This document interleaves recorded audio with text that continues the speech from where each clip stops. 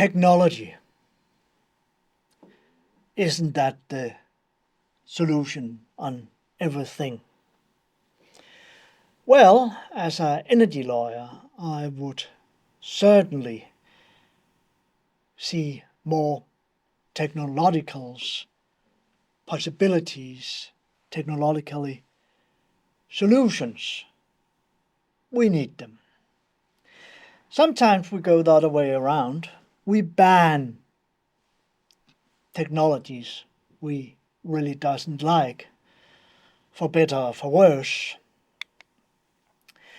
It's a pity, I would say, because competition between technologies have brought us far.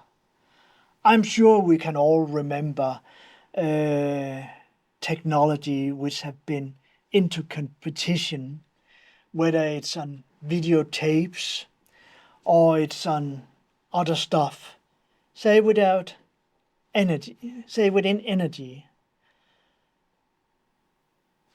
Technology transfer, technology transitions, we've had them before, and right now we are standing in a new wave of technology transfer where we are moving from basically fossil fuels into something more renewable.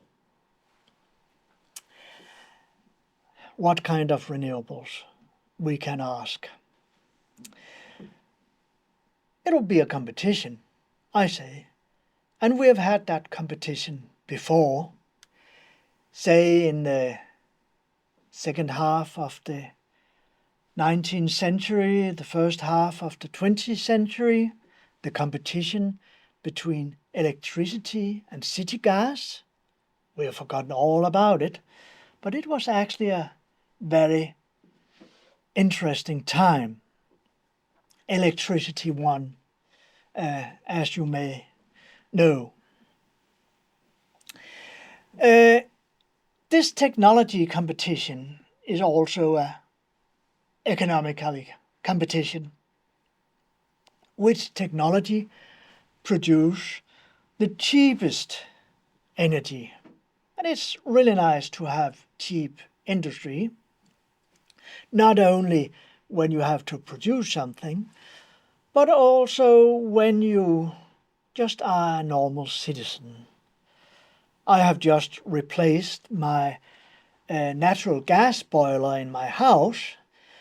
It was a very expensive thing to have during the winter.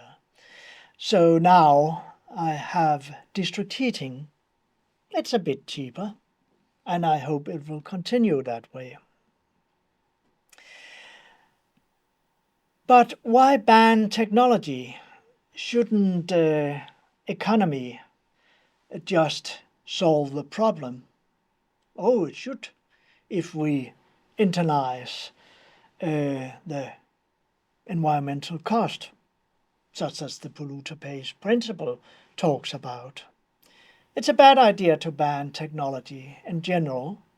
Instead, we can put up with requirements how the technology we choose must act, considering economy, considering environmental issues. Sometimes we ban technology or even fuels. Anyway, we have done it in Denmark. In 2020, we banned extraction of oil and gas from the Danish sector of the North Sea. We didn't ban it overnight. We put a ban on it, saying it should stop before 2050, so 30 years. Basically, we didn't want to pay damage to those who already have had the right to extract. They often get these kind of concessions for, say, 30 years. So we will not ban it before 2050. And we will ban fossil fuels, oil and gas from the North Sea, because we think it's bad for the climate. In general, it's also bad for security of supply, because we have to import a lot of our oil and gas from outside. It's not so bad from Denmark, at least not with gas. We have a lot of gas in the North Sea still, but we won't have that in the future. But with the war in Ukraine, we just found out that we have been too dependent of importing gas from Russia, especially our neighboring countries such as Germany have been very dependent, and they really have a problem right now. So we cancelled the 8th tender round and all future rounds. And we also closed what we call the open door, which means that anybody can apply for a concession, a license, which is within an area who's not covered by a tender round. Well, so we thought the politician have decided. It was just until somebody asked, well, couldn't we have this area? Okay. Then we made a new tender round here in 2023. That means after the ban, but also after the Ukraine war and stuff like that. Well, these kind of bans are only politics. You can always change them. And we still need, it seems, those areas out in the North Sea, which we have removed or emptied from oil and gas. Now we will pump down CO2 in them, carbon capture and storage, or CCS, we call it. So first we suck up oil and gas, and then we will put down again CO2. It's all about carbon. Carbon up, carbon down, and it's a huge industry.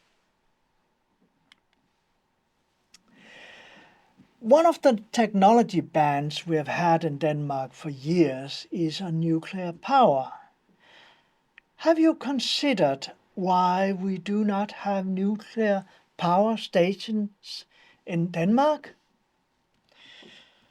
Well, it was a political decision from 1985. Until that, we built research facilities, just as we named it Risø. We drilled in Greenland to find uranium, and we found it. We extracted it, we imported it to test it.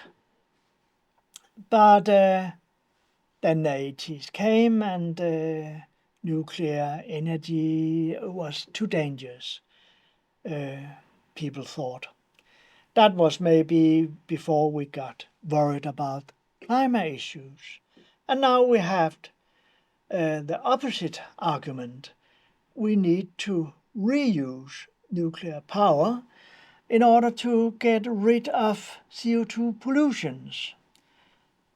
Because even though we have a huge expansion in renewable energy, the consumption of energy is also growing, and we are still using more and more coal, oil, and natural gas. Sorry to say so, but it'll take many years before we get rid of fossil fuels. I doubt I will see that day where we have got totally rid of it. I'm not sure you will see that day either. For a lawyer like me, it's funny to see that some of the legislations we actually made, say back in the 70s, to prepare for the nuclear power stations to come, they still exist. They are still in force. So maybe we will have nuclear power again. At least there are a couple of Danish companies who are looking into making smaller modular units. Who knows? Anyway, we import nuclear power. Traditionally from Germany, they're closing down, but also from Sweden, which have closed part of their nuclear power stations down, including Barsebäck, which is quite opposite Copenhagen. Well, there's other bans. Oil boilers. No new oil boilers, we said back in 2013. And you can't replace them either with new ones, we said in 2016. So what then? Heat pumps, biomass have replaced it in the outskirts of the country, the rural area, where in the cities, district heating is becoming more and more normal. Gas stoves, still not illegal, but we try to give some aid to get rid of them. And we try to give aid to district heating and heat pumps and pressure the municipalities to expand that technology.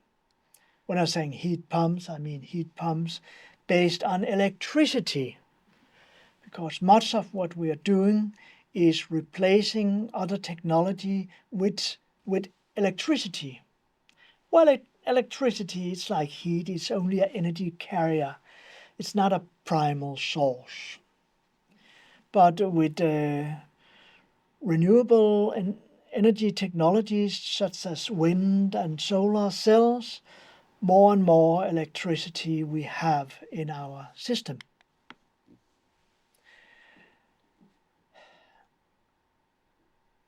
Electricity heating, though, the old-fashioned way with electrical pannets, it's rather inefficient compared to a heat pump.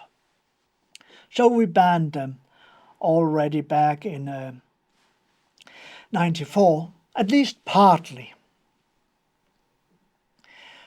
Now to be replaced by more modern heat pumps. The same kind of heat pumps, just in a huge scale, we also use nowadays in district heating. And we have some subsidies to make that happen. Thank you for your attention.